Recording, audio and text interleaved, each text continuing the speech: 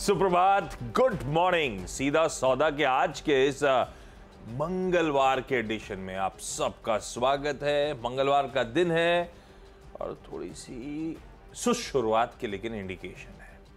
भाई gift Nifty कह रहा है कि हम कल के क्लोज के इर्द गिर्द लेकिन हल्के लाल निशान 20, 30, 40 पॉइंट के दबाव के बीच शुरुआत करेंगे। वैसे ग्लोबली मूड ऐसे ही है, थोड़ा कंसोलिडेशन का टाइप दिख रहा है। यूएस के बाजार देखते हरे और लाल के बीच झूल रहे थे। आज एशिया में लार्जली हरे और लाल के बीच में अक्रॉस एशिया कामकाज हो रहा है। तो डायरेक्शन ऐसा कुछ क्लियर कट है नहीं, सब कंसोलिडेट कर रहे हैं।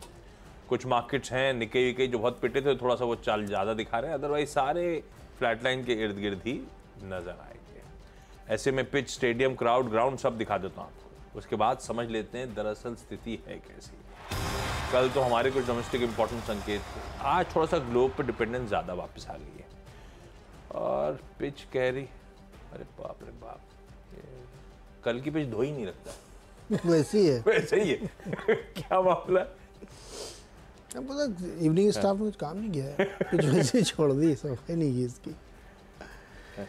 लेकिन देखिए क्या है कि ये बात सही आपने कही कि कुछ हुआ ही नहीं कल खास। सब लोग एकदम इंतजार में बैठे थे कि कुछ बड़ा इवेंट होगा क्या नहीं हुआ।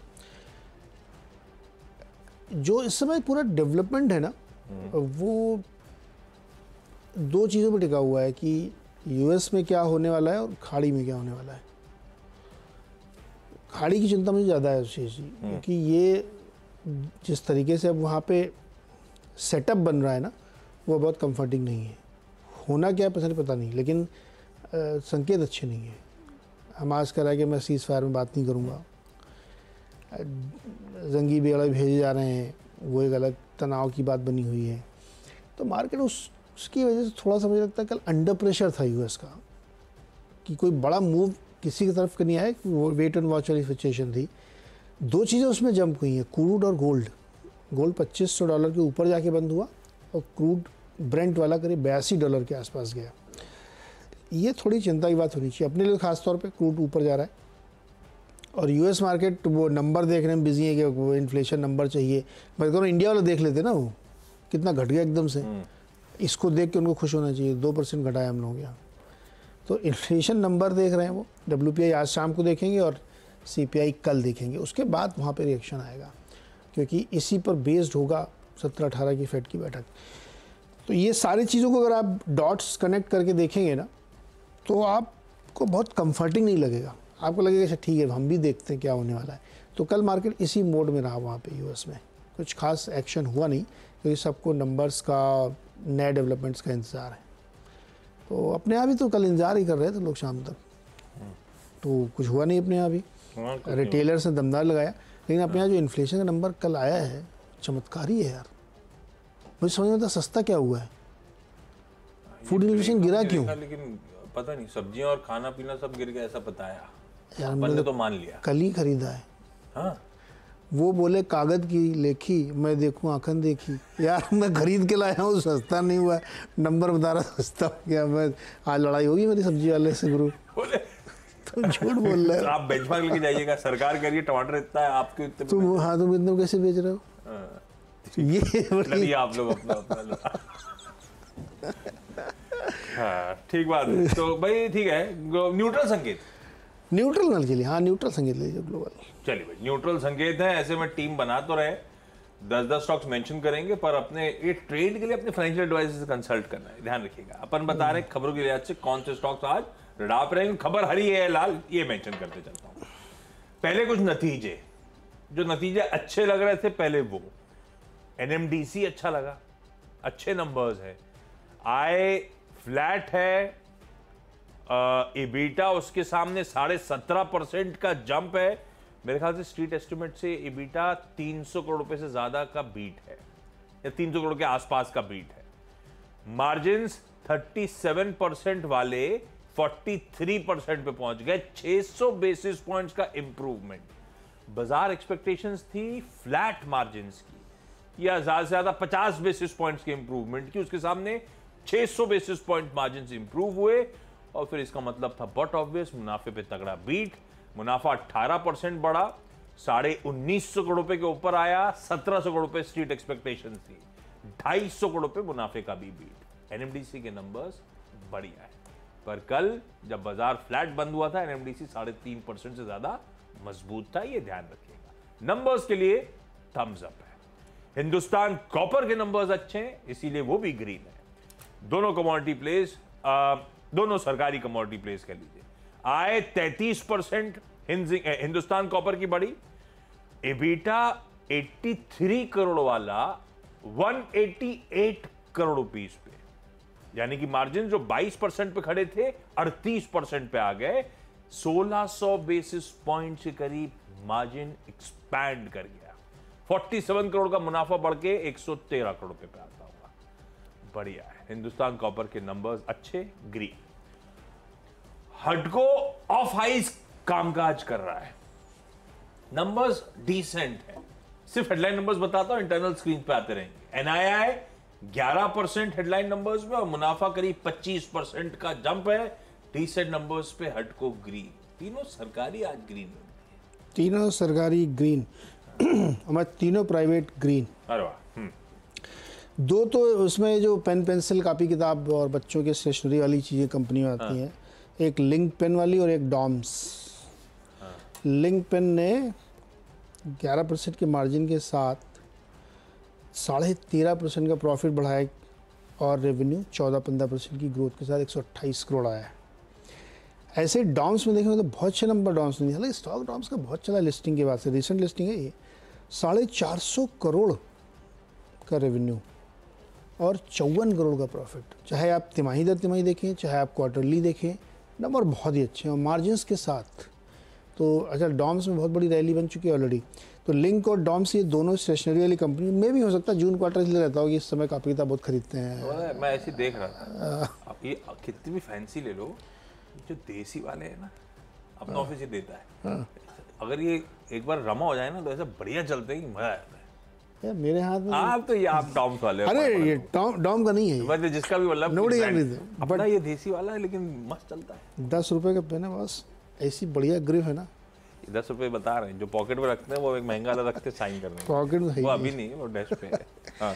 तो दो तो ये पेन पेंसिल वाले, तीसरा है क्रिस्टल इंटीग्रेटेड, ये भी बहुत बढ़िया नंबर लेके आए हैं। इन्होंने 257 करोड़ का रेवेन्यू दिखाया है 217 के सामने, काफ़ी अच्छा इंप्रूवमेंट है। मुनाफा क्वार्टर क्वार्टर फ्लैट रहा है, लेकिन सालाना से सालाना देखें तो दुगना 100% की ग्रोथ, 8.5 करोड़ से 15 करोड़ से ज़्यादा। तो नंबर यहाँ पे भी स्ट्रॉन्ग है, तो इसको भी ग्रीन में लेके चलते हैं। 3 हमारे प्राइवेट ग्रीन। ओके, 3 अपन ने रिजल्ट्स लिए थे हरे में, 3 खबरें ले रहा हूं, तीनों ही हरे में।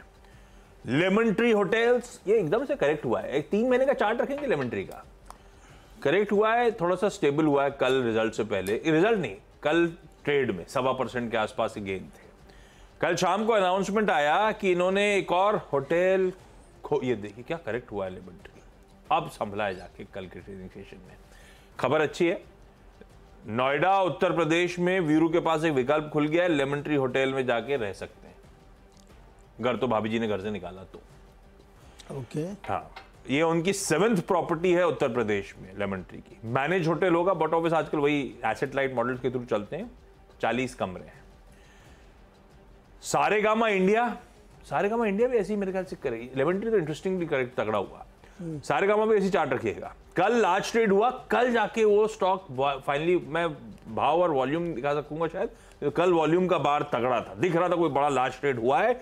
अमनसा होल्डिंग्स ने कल 15,15,251 15 लाख पकड़ लीजिए शेयर्स खरीदे इस कंपनी के 480 के भाव पे।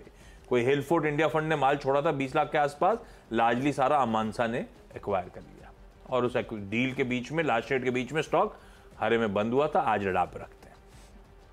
रेस इको चेन नाम की कंपनी, इसमें कल इंडिया इक्विटी फंड ने लाख शेयर्स खरीद डाले 401 के भाव पे, तो बड़े फंड की यहां पे भी बाइंग होती हुई। फिर इस पे थोड़ा टटोला, ये रिसाइकलिंग कंपनी है, इसका नाम पता कैसे आया, race, recycling and circular economy, RACE। तो ये डील हुई थी तो ऐसी घुसा मैं इसकी साइट पे।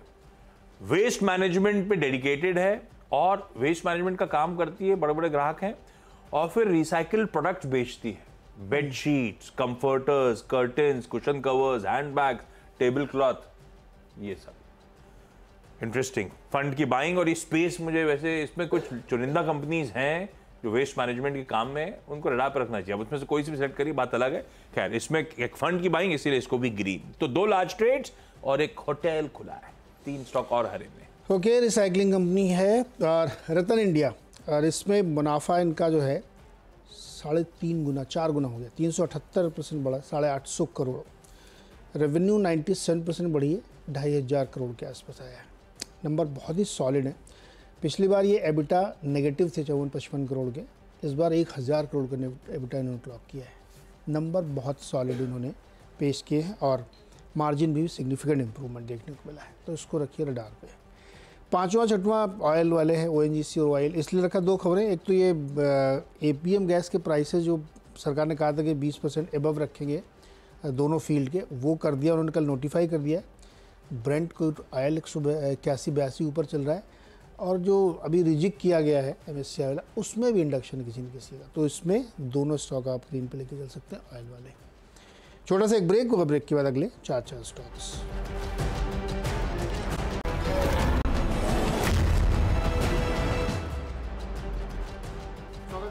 आपका और अगले 4 स्टॉक में सेंको गोल्ड, इसके रिजल्ट आए हैं।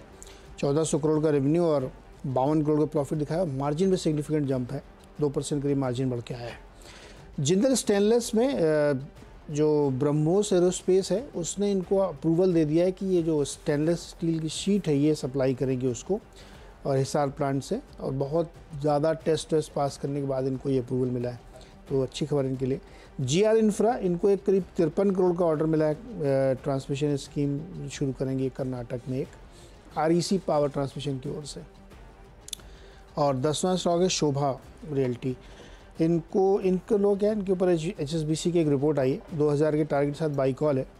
वो कह रहे हैं कि इनकी जो Q1 की डिलीवरी है काफ़ी स्ट्रॉन्ग बुकिंग की रही है, और कैश फ्लो काफ़ी बढ़िया आ रहा है, और जो नए लॉन्चेस इन्होंने किए हैं, रिपोर्ट किए हैं इन्होंने, उसमें मार्जिन अच्छा इम्प्रूवमेंट देखने को इनको मिला है, और आगे आने वाले 3 क्वार्टर में भी बहुत बड़ी बड़ी लॉन्चेस होने वाली है। तो ये सब मिला जुला के उनको लगता है कि अच्छा प्रदर्शन करेगा, तो 2000 के लक्ष्य के साथ खरीदारी की सलाह है।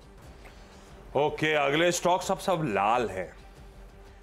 कैमलिन फाइन साइंसेस आए 6% गिरी, इबिटा 54% गिरा, मार्जिन्स आधे हो गए, 9.2 वाले 4.5% पे पहुंच गए, और घाटा हो गया कंपनी को 35 करोड़ का। नंबर्स खराब है, लाल।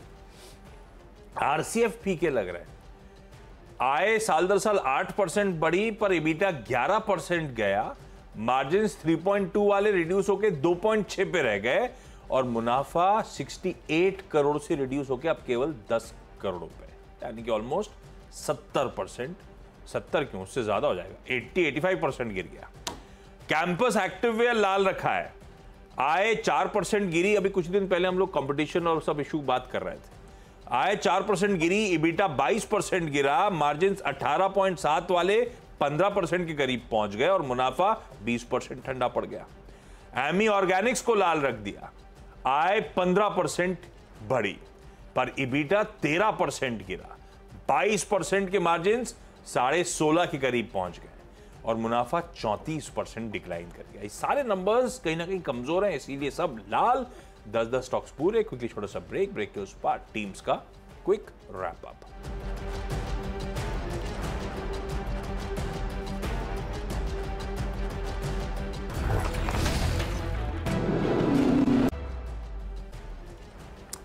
ब्रेक के बाद आप सबका स्वागत है। मेरी 10 की सीधा सौदा की टीम आपकी स्क्रीन पर आई। किसी किसी खबरों को ऐसे लाल हरे हैं, पर आप लोग ट्रेड के लिए आज से जरा ध्यान रखिएगा, फाइनेंशियल एडवाइजर से कंसल्ट करिएगा। 3 नंबर्स जो अच्छे लग रहे थे, एनएमडीसी, हिंदुस्तान कॉपर और हडको।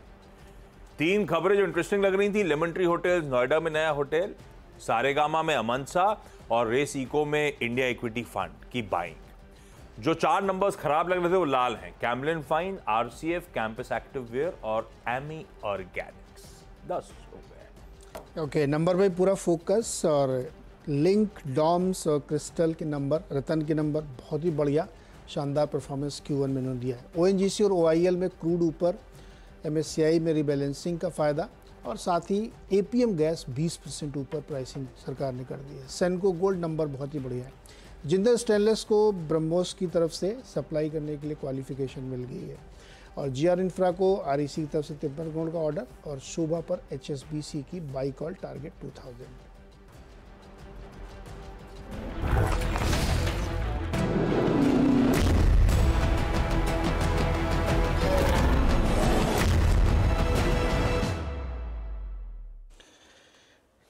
चलिए भाई, मुनाफे की तैयारी की ओर बढ़ते हैं और इम्पॉर्टेंट दिन और बहुत सारे नंबर डेटा पॉइंट इंडिया में भी आए हैं और US में भी आज आने हैं। उन सब पे मार्केट कैसे रिएक्ट करेगा, बहुत सारे रिजल्ट है और MSCI की रिबैलेंसिंग, तो काफ़ी कुछ है जिस पर ट्रेड आधारित होगा आज। गुड मॉर्निंग अनुज, आज का मूड? जी गुड मॉर्निंग आशीष, गुड मॉर्निंग। Good morning. बहुत कुछ आज बात करने के लिए और सुबह से सबसे ज़्यादा चर्चा तो वो एलन मस्क और डोनाल्ड ट्रंप के ट्विटर स्पेसेस पर थी, उस पर मैं आऊँगा। लेकिन एक चीज़ जो मैं जाते थे, आपने सुना क्या? मैं सुनने की कोशिश कर रहा था। हाँ, हम भी ब्रेक में से जितना सुन पा रहे थे हाँ, तो 1.3 मिलियन पीपल थे वहाँ पर उस समय, जिस समय मैं लॉग इन करने की कोशिश कर रहा था। खैर एनीवे, उस पर हेडलाइन के बाद बात करेंगे क्योंकि वो बहुत इंटरेस्टिंग टॉपिक था। लेकिन पहले अपने बाज़ारों की बात कर लेते हैं। कल भी व्यू यही था कि बाय ऑन डिप्स का मार्केट है ये और खबरों से घबराना नहीं है और डिप मिले और जोन मिले बाय करने का तो उसको रिस्पेक्ट करिए। तो निफ्टी ने कल क्या किया? कल देखिए, जो बाय जोन था हमारा और जो सपोर्ट जोन था उसको रिस्पेक्ट किया। फर्स्ट सपोर्ट जोन के लोअर लेवल से मार्केट घूमा, उसके बाद वो 20 डेमा से वापस स्लिप हो गया। जो वो टेस्ट था 20 डेमा का, वो वापस कल क्रॉस नहीं कर पाया। लेकिन एक अच्छी चीज़ हुई, ग्लोबल मार्केट में अब बॉटम बन चुका है। तो हमारी मार्केट के गिरने का जो मेन कारण था वो ग्लोबल मार्केट था, वहाँ बॉटम बना। हाँ, कल एक फ्रेश वीकनेस आ गई वो सेबी वाले उस फैक्टर की वजह से, हालांकि उसमें काफ़ी क्लैरिफिकेशंस आ चुकी थी। लेकिन मार्केट ने बाय जोन को रिस्पेक्ट करा, लेकिन प्रॉफिट बुकिंग जोन को, या जो हॉल्ट जोन था 20 डेमा, वहाँ पर भी आकर रुक रहा है 2 दिन से। तो पिछले 2 दिन से निफ्टी का टॉप देखिए आप, एग्जैक्टली 20 डेमा। अब आप 25-30 पॉइंट इधर उधर हो जाए उसको ज़्यादा तवज्जो नहीं देनी चाहिए। मेन चीज़ अगर आप फॉलो करते हैं टेक्निकल्स को, तो 20 डेमा जो एकदम मार्केट के लिए थोड़ा सा रेजिस्टेंस बन रहा है। मुझे ना जब कोई भी रेजिस्टेंस 2-3 बार टेस्ट होती है तो मुझे वो मेरी कॉन्वर्सेशन याद आती है अश्विनी गुजराल के साथ जो मेरी हुआ करती थी। वो कहते हैं कि अगर आपने बचपन में वो गेम खेला हो, मारियो, मैं खेलता था जैसे बहुत ज़्यादा, मैं भी बहुत ज़्यादा, वॉर कॉन्ट्रा। हाँ, वॉर कॉन्ट्रा। तो मारियो में क्या होता था, मारियो में वो दीवार होती थी, उसको छोटा मारियो नहीं तोड़ पाता था, लेकिन वो फिर पीछे आता था, वो मशरूम खाता था, आगे उसके बाद वो तोड़ देता था। तो निफ्टी में भी अभी इस समय वो दीवार नहीं तोड़ पा रहा है, वो थोड़ी सी एनर्जी लेने की कोशिश कर रहा है। जब वो एनर्जी आएगी वो आके वो दीवार तोड़ देगा, फिर वो दीवार तोड़ेगा, वो फिर सरपट भागेगा। तो बेसिकली अगर 20 डेमा हमने तोड़ दिया तो फिर हम सरपट भागेंगे। 20 डेमा के ऊपर अगर हम निकल कर बंद हो गए ना आशीष, तो बस फिर ये मार्केट नहीं रुकेगा, सीधा फिर ये ऑल टाइम तक हाई तक ही जाएगा। और जो मेरा एक व्यू है कि ऑल टाइम हाई अगस्त में ही लगने वाला है या लग सकता है, उस पर मैं कोई चेंज नहीं कर रहा हूँ। और ये व्यू मैंने पिछले हफ्ते लिया था जब मार्केट डाउन था, ठीक है।